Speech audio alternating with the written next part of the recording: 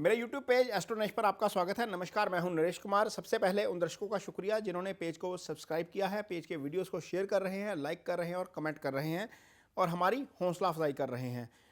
आज बात करेंगे शनि के वक्री होने की। शनि 16 जून को वक्री हो जाएंगे और 4 नवंबर तक वक्री रहेंगे।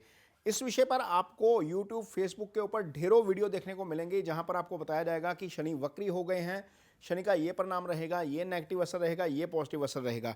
लेकिन बहुत कम एस्ट्रोलॉजर आपको ये बताएंगे कि शनि वक्री होते कैसे हैं, आखिर प्लैनेट कैसे वक्री होते हैं और वक्री होने की स्थिति में कैसा फल करते हैं। कई बार हम कुंडलियां देखते हैं कि एक कुंडली में 4-4 ग्रह एक समय एक साथ ही वक्री अवस्था में होते हैं। ये कैसे होता है, सबसे पहले ये जानेंगे, फिर जानेंगे कि इसका असर क्या रहेगा। एक्चुअल में जो हमारा सोलर सिस्टम है उसमें 2 प्लैनेट्स जो हैं वो सूर्य के बिल्कुल करीब हैं, बुध और शुक्र। बुध की जो पोजीशन है वो सूर्य से 27 डिग्री से ज़्यादा दूर नहीं जाते। यही पोजीशन शुक्र की है, शुक्र 47 डिग्री से ज़्यादा दूर नहीं जाते। आप किसी भी जन्म कुंडली में ये नहीं देखेंगे कि सूर्य और बुध सामने समसप्तक का योग बना रहे हैं, यानी कि 7वें घर में बैठे हैं, या शुक्र भी ऐसी स्थिति में रहेंगे। और शनि, मंगल और बृहस्पति जो है वो बाहरी आउटर सर्कल के ग्रह हैं, लिहाजा ये ग्रह युति भी बना लेते हैं और आमने सामने भी आ जाते हैं। लेकिन जब इनकी पोजीशन ऐसी हो जाती है कि सूर्य से एक सर्टेन डिग्री की दूरी पे चले जाते हैं तो वहां पर जाकर ये वक्री हो जाते हैं, यानी कि दोबारा उसी पोजीशन में आने की कोशिश करते हैं जहां पर इनको जो है वो डायरेक्ट मूव मिलता है। अब जो बुध है वो लगभग 15 से 27 डिग्री के बीच में, शुक्र भी ऐसी ही स्थिति में 16 से 47 डिग्री के बीच बीच में वक्री होते हैं। शनि का जो वक्र अवस्था होती है लगभग 108 डिग्री के आसपास जब सूर्य से दूर चले जाते हैं तो वक्री हो जाते हैं। तो ये एक सामान्य प्रक्रिया है, खगोलीय घटना है। और यदि मैं बुध की बात करूं तो बुध एक साल में लगभग 90 दिन वक्री रहते हैं। यही मंगल की पोजीशन रहती है। मंगल जो है वो लगभग 75 से 80 दिन वक्री रहते हैं। शुक्र लगभग 45 दिन वक्री रहते हैं। बृहस्पति पूरे साल में 4 महीने, लगभग पूरे 4 महीने वक्री रहते हैं, यानी कि साल का 1/3 हिस्सा वक्री ही रहेंगे और ये हर साल होगा। शनि लगभग 4.5 महीने, यानी कि लगभग 130 से 140 दिन का समय है जब शनि वक्री रहते हैं। इस साल जो वक्री अवस्था आ रही है वो आ रही है 16 जून से लेकर 4 नवंबर तक। अब वक्री अवस्था में क्या होता है, वक्री अवस्था में ऐसा लगता है कि प्लैनेट जो है वो आगे नहीं बढ़ रहा और हमें ऐसा लगता है कि प्लैनेट की पोजीशन स्थिर हो गई है या प्लैनेट पीछे को आ रहा है।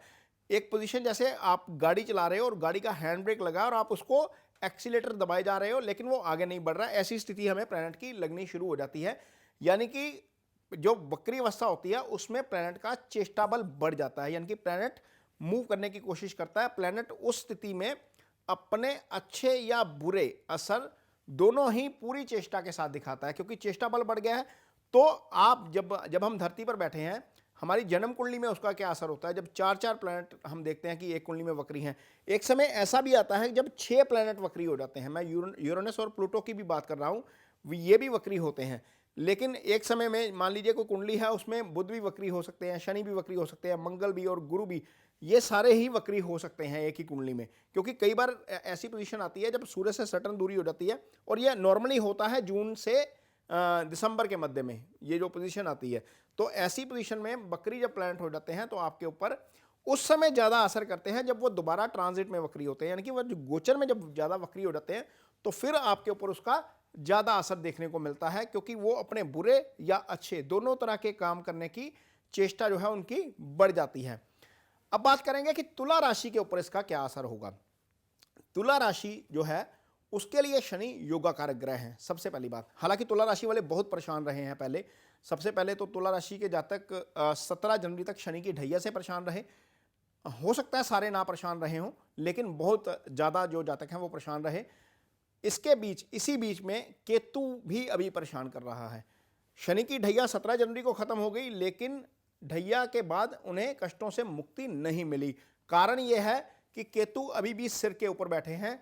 जब चंद्रमा के ऊपर से केतु ट्रांजिट करता है वो आपको डिससेटिस्फैक्शन देता है। केतु का काम डिससेटिस्फाई करना है।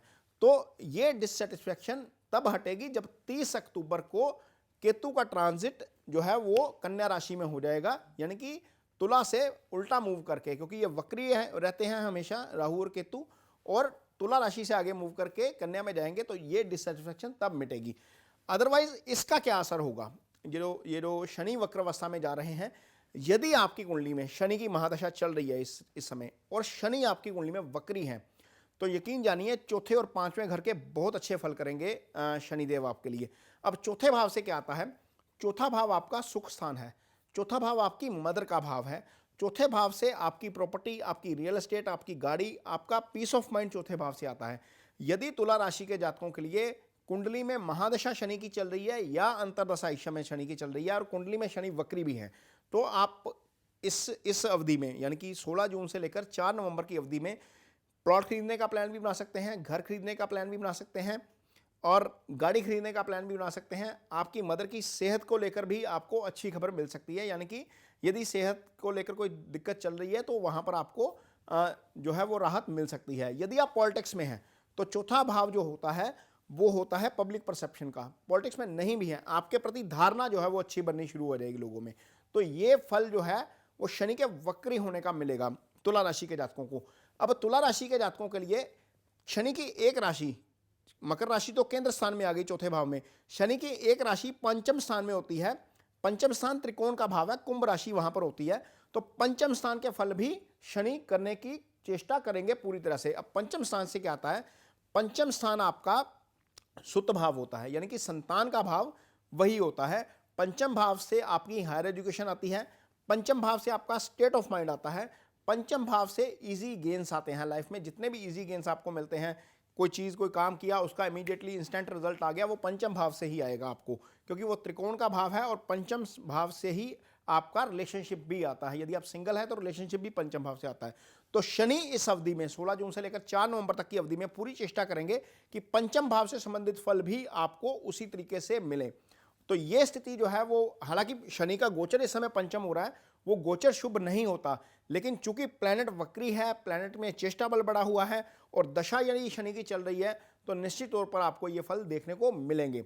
तो तुला राशि के जातक जो थोड़े बहुत काफ़ी परेशान चल रहे थे, उनके लिए 4 महीने की ये अवधि थोड़ी सी अच्छी खबर ला सकती है। वो भी उनके लिए जिनकी कुंडली में दशा शनि की चल रही है या अंतरदशा शनि की चल रही है। अदरवाइज जो एग्जैक्ट पोजीशन जो होगी आपकी कुंडली में, आपको पूरी राहत जो है वो by the year end of the year मिलेगी, जब 26 दिसंबर को सारे जो मैलेफिक प्लैनेट हैं उनका प्रभाव तुला से हट जाएगा।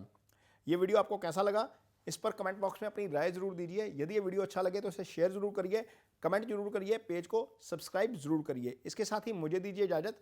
नमस्कार।